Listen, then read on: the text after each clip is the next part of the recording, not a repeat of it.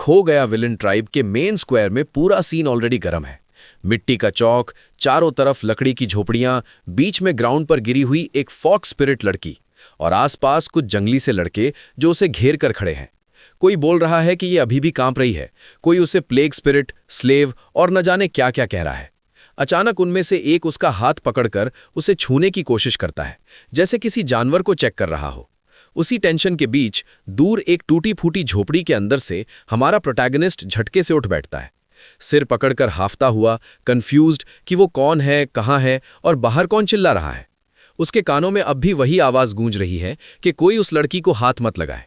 उसे लगता है जैसे वो खुद ही चिल्ला रहा हो, पर वो तो अभी जागा है। बाहर भीड़ में से एक लड़का गुस्से में बोलता है कि उस लड़की ने उसे काट लिया और अब इसे घसीटकर बाहर ले जाना चाहिए। सब उस बेचारी पर गंदे कमेंट कर रहे हैं, कोई उसे बस एक भागी हुई स्लेव समझ रहा है। और ठीक इसी पल हमारा हीरो झोपड़ी से बाहर निकल आता है, सीधे उस टेंशन भरे सर्कल के सामने। जैसे ही सबकी नजर उस पर पड़ती है, हवा का माहौल बदल जाता है। कोई ताना मारता है कि ये तो ली युआन वी है, यही तो इस लड़की का मास्टर है जो इसे सबसे ज्यादा हेट करता है। भीड़ गॉसिप पर उतर आती है कि ये खुद भी कोई शांत आदमी नहीं है, और अंदर से हमारा हीरो बस यही सोच रहा होता है कि आखिर ये कौन सी दुनिया है और वो इस मेस में फंस कैसे गया। कुछ ही पल में उसे फ्लैश की तरह यादें आने लगती हैं। ये दुनिया असल में एक वेब नॉवल की दुनिया है, जिसका नाम कुछ ऐसा था, the villain heroines are obsessed with me. असली दुनिया में वो एक नॉर्मल बंदा था जो ये नॉवल पढ़कर ऑथर को हाफ साइको समझता था, क्योंकि यहाँ हर सुंदर लड़की या तो विलेनस थी या किसी ट्रॉमा से टूटी हुई हीरोइन। अब उसे समझ आता है कि उसका नया नाम ली युआनी है, वही साइड विलेन जो स्टोरी शुरू होते ही सिर्फ 3 दिन जिंदा रहता है। ये कोई सिटी नहीं, एक ट्राइबल सेटलमेंट है जहां बीस्ट फोक और ह्यूमंस मिलजुल कर रहते हैं, पर कास्ट सिस्टम जैसा गैप क्लियर है। फॉक्स स्पिरिट रेस को यहां लोली स्लेव की तरह ट्रीट किया जाता है, उन पर एक्सपेरिमेंट्स तक हुए हैं। इसी रेस की एक लड़की है कूफू, जो ओरिजिनल नॉवल की मेन फीमेल लीड और फ्यूचर विलेनस थी। कूफू की करंट सिचुएशन बेहद खराब है। वो अभी पनिशमेंट से भागी हुई स्लेव मानी जा रही है। उसके पैरों में घाव, शरीर मिट्टी और खून से भरा हुआ, और आंखों में वो एम्प्टी नजर, जैसे जीना और मरना उसके लिए ऑलमोस्ट सेम हो चुका हो। दूसरी तरफ इस बॉडी का ओरिजिनल ओनर ली युआनी इस लड़की को सालों से टॉर्चर करता आया था। खाने में कमी, मारपीट, ह्यूमिलिएशन, सब कुछ। हमारा ट्रांसमाइग्रेटेड हीरो ये सब याद करके हिल जाता है। असली दुनिया में वो हीरो बनना चाहता था, यहां आके पता चलता है कि वो तो सबसे डिस्गस्टिंग विलन बन चुका है। उसके दिमाग में बस एक ही सवाल घूम रहा है कि अगर उसने कुछ नहीं बदला तो 3 दिन में उसकी भी मौत फिक्स है, और इस लड़की का फ्यूचर भी पूरी तरह डार्क हो जाएगा। तभी आसमान अचानक से चमक उठता है। पूरे ट्राइब के ऊपर तेज रोशनी का एक पिलर उतरता है और उसके बीच में एक फ्लोटिंग स्फीयर प्रकट होता है। बाकी लोग इसे किसी डिवाइन ओमन की तरह घूरते रह जाते हैं, लेकिन स्फीयर सीधे हमारे हीरो के सामने हॉवर कर जाता है। मेटालिक सी आवाज में वो अपना नाम बताता है, डूइंग द प्लॉट सिस्टम, और अनाउंस करता है कि अब मेन स्टोरी ऑफिशियली शुरू हो चुकी है। सिस्टम उसे साफ साफ मिशन एक्सप्लेन करता है। उसका काम है 7 विलेनेसेस को रिफॉर्म करना, उनका करप्शन वैल्यू कम करना और उन्हें इतना बदल देना कि वो उस पर जेन्युइनली ऑब्सेस्ड यानी प्यार में पड़ जाएं। अगर कभी भी किसी विलेनस का करप्शन वैल्यू 5 स्टार तक पहुंच गया तो उसी वक्त गेम ओवर, यानी उसकी भी डेथ और उस लड़की का पूरी तरह गिर जाना पक्का। अभी कूफू ऑलरेडी 3 स्टार करप्शन पर है और तेजी से ऊपर जा रही है। इधर ग्राउंड पर वो रनअवे स्लेव कूफू घसीट कर लाई जा चुकी है। बॉयज में से एक ली युआनी के हाथ में एक भारी क्लब थमा देता है और बोलता है कि भागी हुई स्लेव पकड़ ली गई है, अब इसे कैसे डील करना है ये उसका काम है। भीड़ एक्सपेक्ट कर रही है कि वो पहले की तरह उसे मार मार कर हाल खराब कर देगा। हमारा हीरो अंदर से पैनिक मोड में है। उसे याद है कि ओरिजिनल प्लॉट में इसी सीन के बाद ली युआन वी ने इतनी क्रूअल पिटाई की थी कि लड़की की करप्शन वैल्यू आसमान छू गई थी, और 3 दिन बाद इसी विलेज में उसकी खुद की भी गंदी मौत हुई थी। उसे लग रहा है ये पूरा सिस्टम और सीन कोई बड़ा स्कैम है। फिर भी सारे लोग उसे घूर रहे हैं और क्लब अभी भी उसके हाथ में भारी पड़ा है। अब वो क्या करेगा, विलेन की तरह एक्ट या अपनी नई किस्मत खुद लिखेगा? जैसे ही उन लड़कों में से एक आगे बढ़कर कूफू पर अंडा फेंकता है, हमारा हीरो अचानक फट पड़ता है। वो इतनी तेज चीख में बोलता है कि सब चौंक जाते हैं कि ये क्या कर रहा है, ये लड़की पर हाथ क्यों उठा रहा है। वो क्लब को कस के पकड़कर उनके बीच आ जाता है और लड़की के सामने दीवार बनकर खड़ा हो जाता है, जैसे चैलेंज दे रहा हो कि देखता हूं कौन इसे और छुएगा। भीड़ शॉक में है। ग्रीन हेयर वाली एक औरत जो दूर से सब देख रही थी, स्मोक टोन वाली आवाज में खुद से सोचती है कि ली युआन वी को कूफू को प्रोटेक्ट करते देख ये क्या नया ड्रामा शुरू हो गया। उसे याद है ये आदमी हमेशा विशियस था, ये अचानक वाली दयालुता कुछ जच नहीं रही। उसी वक्त सिस्टम अंदर से वार्निंग देता है कि कूफू का करप्शन वैल्यू और तेज बढ़ने लगा है, क्योंकि उसकी नज़र में तो ये सब बस नया टॉर्चर गेम लग रहा है। हमारा हीरो खुद को इडियट बोल रहा है। उसे अब समझ आता है कि इस लड़की की नज़र में वो दुनिया का सबसे बड़ा दुश्मन है। अगर वो अचानक बहुत अच्छा बनने लगेगा तो उसे लगेगा ये कोई और ट्रैप है और करप्शन और बढ़ेगा। तो वो स्ट्रैटेजी बदल देता है। वो क्राउड की तरफ कोल्ड लहजे में बोलता है कि ये लड़की उसकी स्लेव है, कोई और इंटरफियर करने की हिम्मत ना करे। बाकी लोग यही समझते हैं कि ली युआन वी बिल्कुल नहीं बदला, बस अपने खिलौने पर पॉजेसिव हो रहा है। वो सबको वॉर्न कर देता है कि अगर किसी ने दोबारा इस पर हाथ उठाया तो वो खुद उनका हाल देख लेगा। बेचारी कूफू उसे साइड से देखती है और पूरी तरह कंफ्यूज है। अभी सुबह तक जो आदमी उसे मारता था वही अचानक सबके सामने शील्ड बनकर खड़ा है। उसकी आंखों में डर तो है ही, साथ में एक अजीब सी अनबुझी उलझन भी। ली युआन वी उसे डांटने वाले टोन में कहता है, जल्दी से उठ और घर चल, और बाहर से वही क्रूअल मास्टर बना रहता है, अंदर से बस यही सोचते हुए कि कैसे ना कैसे इसकी जान और फ्यूचर दोनों बचाने हैं। रास्ते भर वो जानबूझकर ओरिजिनल विलन की तरह एक्ट करता है। तेज टोन, धमकियां, बेचारी लड़की से तेज तेज चलने की डिमांड, जबकि हकीकत यह है कि कूफू इतनी घायल और थकी हुई है कि हार्डली खड़ी रह पा रही है। आखिर उसका पैर फिसलता है और वो सीधे जमीन पर गिर जाती है। एक सेकंड को वो उसे बहुत ही पिटिफुल हालत में देखता है और डिसाइड करता है कि अब कम से कम घर तक तो उसे उठाकर ले जाएगा। झोपड़ी में पहुंचते ही वो सिस्टम से लड़ाई पर उतर आता है, पूछता है कोई स्टार्टर पैक, कोई बिगिनर हेल्प वगैरह है क्या, ताकि वो इस लड़की के लिए कुछ कर सके। सिस्टम कंप्लेन करता है कि उसके पास सिर्फ 10 पॉइंट्स हैं, लेकिन फिर भी आइटम शॉप खोल देता है।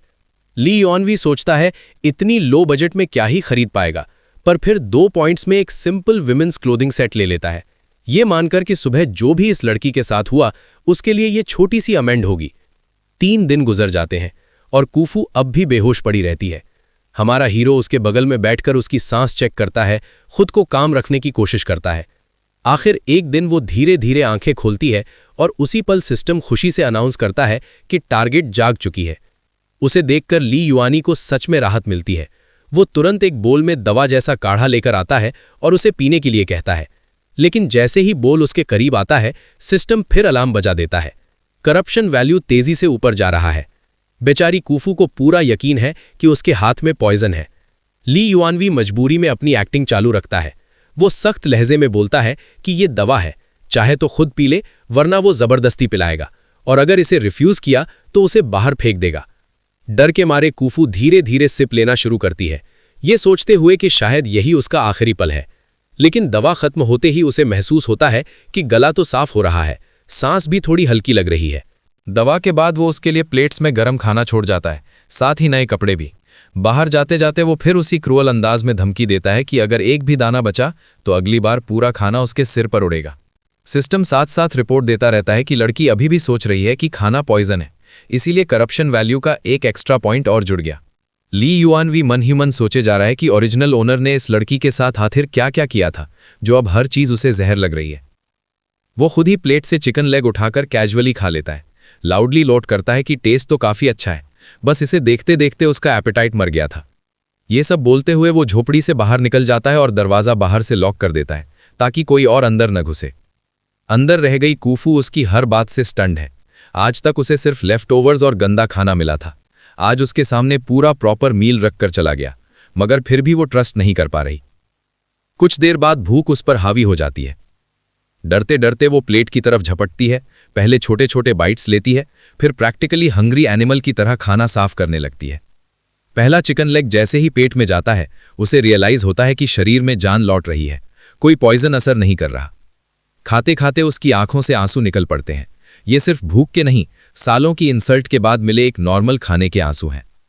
बाहर सिस्टम एक्साइटेड टोन में बताता है कि पहली बार कूफू का करप्शन वैल्यू जेन्युइनली कम हुआ है, कुछ पॉइंट्स माइनस, थोड़े बहुत अफेक्शन पॉइंट्स प्लस। ली युआनवी ये सुनकर थोड़ा इमोशनल हो जाता है। वो सोचता है कि इतनी सुंदर लड़की के साथ ओरिजिनल विलन ने इतना बुरा कैसे किया। वही नाम, वही चेहरा, बस सोल अलग। वो अपना ही रिफ्लेक्शन देखा करता है और अपनी गंदी 3 महीने न नहाई हुई हालत पर डिस्गस्ट फील करता है। आखिर वो सिस्टम से एक पॉइंट में शावर जेल, टावल और एक्सफोलिएटिंग मिंट वगैरह ले लेता है और डिसाइड करता है कि अगर उसे कभी 7 विलेनेसेस को इम्प्रेस करना है तो कम से कम खुद को इंसान जैसा तो दिखना पड़ेगा। अगली सुबह जैसे ही दरवाजा खुलने की आवाज आती है, कूफू डर के मारे उठ बैठती है। दरवाजे पर जो बंदा खड़ा है उसे वो पहले तो पहचान ही नहीं पाती। साफ सुथरे बाल, ताज़ा कपड़े, हल्की अच्छी सी खुशबू, ये सचमुच वही ली युआनी है? वो ऑकवर्ड सी हो जाती है और हमारा हीरो थोड़ा स्टाइलिश अंदाज में पूछता है कि अब तो वो उसे एटलीस्ट नॉर्मल इंसान जैसा तो मान रही होगी। लेकिन जैसे ही वो एक कदम उसकी तरफ बढ़ता है, लड़की इंस्टिंक्टिवली पीछे हट जाती है और सिस्टम तुरंत रिपोर्ट देता है कि करप्शन फिर से धीरे धीरे पर मिनट बढ़ रहा है। वो दीवार पर फ्रस्ट्रेशन में मुक्का मार देता है। सिस्टम एक्सप्लेन करता है कि उस पर हमेशा 0.0001 पर मिनट का पैसिव करप्शन बढ़ता रहेगा, क्योंकि उसका ट्रॉमा इतना डीप है कि नॉर्मल स्टेट भी एंग्जाइटी और सस्पिशन से भरा हुआ है। अब अगर अचानक एक हैंडसम स्ट्रेंजर की तरह सामने आ जाएगा तो ऑब्वियस है उसे और ज्यादा अजीब लगेगा। इसीलिए वो अचानक फिर से अपने विलन मोड में स्विच हो जाता है। वो लाउड टोन में पूछता है कि वो अभी तक वही गंदे कपड़े क्यों पहने बैठी है। क्या उसे उसके दिए हुए कपड़े पसंद नहीं आए? बेचारी कूफू कांपती हुई उसे सुनती है। वो उसके पुराने कपड़ों को ट्रैश कहकर इंसल्ट करता है और बोलता है कि क्या वो चाहती है कि पूरी ट्राइब के सामने ली फैमिली को शर्मिंदा करे। अंदर से वो क्लियरली देख रहा है कि लड़की डीप ट्रॉमा में है, लेकिन ऊपर से उसे कोल्ड रहना पड़ रहा है। वो उसे प्रैक्टिकली शोल्डर से पकड़कर ऑर्डर देता है कि नहाकर नए कपड़े पहने और आज किचन में भी ना जाए, क्योंकि उसका बनाया खाना बेहाल होता है। बाहर निकलते वक्त वो फ्रस्ट्रेट होता है कि इतनी मेहनत के बावजूद अफेक्शन पॉइंट्स नाम की चीज बढ़ती ही नहीं। उधर कूफू बेड पर रखे नए कपड़ों को देखती है और सोच में डूब जाती है। उसे याद आता है कि पहले ये आदमी कैसे उसे जानवर से भी बुरा ट्रीट करता था। फिर अचानक इतनी कंसर्न क्यों? भागने पर भी उसे कोई सजा नहीं मिली, उल्टा साफ कपड़े और प्रॉपर ट्रीटमेंट। वो अपने हाथ के घाव देखती है जो काफी हद तक भर चुके हैं। दिमाग का एक कोना विस्पर करता है कि शायद वो सच में थोड़ा वरीड था, लेकिन दूसरी साइड उसे वॉर्न करती है कि बेवकूफ मत बन, ली फैमिली कभी किसी स्लेव पर दया नहीं करती।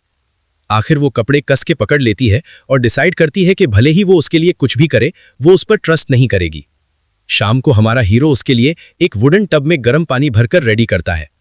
वापस कमरे में जाकर वो सेम क्रूअल अंदाज में बोलता है कि जाकर नहा ले, वो खुद उसके लिए इतना गर्म पानी लाया है। लड़की शर्म से लाल हो जाती है, पर वो तुरंत टोन पलटकर कह देता है कि वैसे भी ट्राइब की बाकी फॉक्स गर्ल्स उससे ज्यादा सुंदर, बोल्ड और हॉट है, कोई बेवकूफ ही होगा जो उसके नहाने में इंटरेस्ट लेगा। सिस्टम उसे वियर्ड बोलता है, पर वो कैरेक्टर में बने रहना जरूरी समझता है। मजबूरी में कूफू मान जाती है और धीरे धीरे कपड़े उतारकर टब में उतर जाती है, ये सोचते हुए कि आज रात आखिर वो उससे क्या मांगने वाला है। बाहर बैठा ली युआनी सिस्टम से लड़ रहा होता है। वो कंप्लेन करता है कि ये तो सिर्फ एक विलेनेस है और ये भी इतने मुश्किल से हैंडल हो रही है, अभी 6 और बाकी हैं। सिस्टम उसे मोटिवेट करता है कि फ्यूचर में वही 7 पावरफुल फीमेल वॉरियर्स उसके साथ खड़ी होंगी और पूरे सोसाइटी में वो कितना कूल लगेगा। ये सुनकर उसके अंदर थोड़ा हीरो वाला जोश वापस आता है। वो मानता है कि शायद विलन बनना भी ग्रेटर गुड की तरफ का एक ट्विस्टेड रास्ता है। रात देर से नहाकर नए कपड़ों में कूफू दरवाजे पर आकर धीरे से बताती है कि उसने उसकी बात मान ली है। जब वो मुड़कर उसे देखता है, एक पल के लिए उसकी सांस रुक जाती है। सिंपल लेकिन साफ ड्रेस, खुले बाल, शर्म से लाल गाल, वो सच में स्टनिंग लग रही है।